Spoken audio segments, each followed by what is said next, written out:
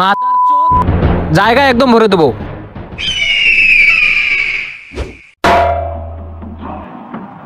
এই আমরা কি ফাও? এই যে দেখেন, আপনারাই দেখেন এই যে আলুগুলোর কি অবস্থা করছে দেখছেন? আহা, বৃষ্টির পানি পড়ে আলুগুলো নষ্ট হয়ে যাচ্ছে। আলুগুলো না আপনি খেতে বিক্রি করে দিচ্ছেন, তাহলে এখনো এখানে কেন? আরে আপনাদেরকে তো এটা বলার জন্যই নিয়ে আসলাম। মনে করেন আলু খেতে বিক্রি করছি 25 টাকা করে, যখন আলুর দাম কমছে তখন পাইকার বলে 15 টাকা করে দিবে। এটা কি সম্ভব? না না না, এটা তো ঠিক করে নেই। পাইকারটাকে ফোন দেন তো।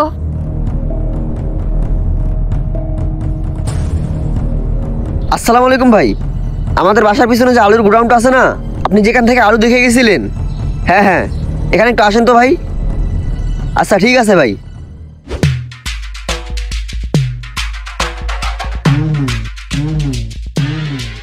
পানি পরে একদম আলুগুলো নষ্ট হয়ে যাচ্ছে। হ্যাঁ, কি সমস্যা? কিসের জন্য ফোন দিয়েছেন? ওই যে আসছে, বল।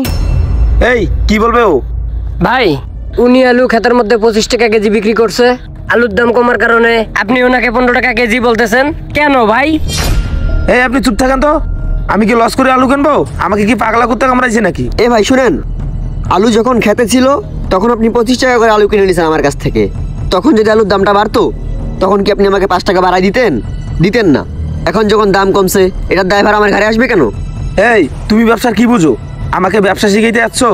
এ ভাই থামেন, গরম হইতেছেন কেন? আপনার ব্যবসায় যখন 5 টাকা লাভ হবে, ওকে কি আপনি লাভের ভাগ দিবেন? কখনোই দিবেন না। আপনার যখন 5 টাকা লস হচ্ছে, আপনি এই দায়ভার ওর ঘাড়ে চাপাচ্ছেন কেন? এসব ফাও কথা আমি শুনতে পারবো না ভাই। যেখানে লস সেখানে আমি নাই, যা পারো করে নিও। এই দাঁড়ান, বেশি গরম দেখেন না, একদম জায়গায় লক করে ফেলামু। এই তুই কাকে থ্রেট দিচ্ছিস? মানুষ চিনে কথা বলিস। মাথার চোদ জায়গা একদম ভরে দেবো।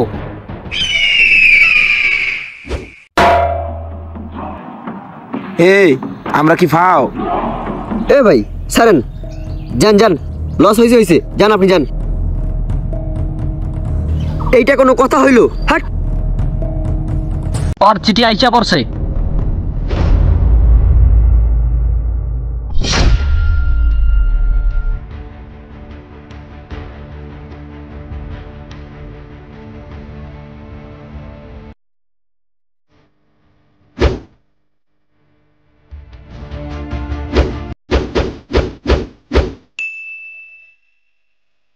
ভাই একটু এদিকে আসেন।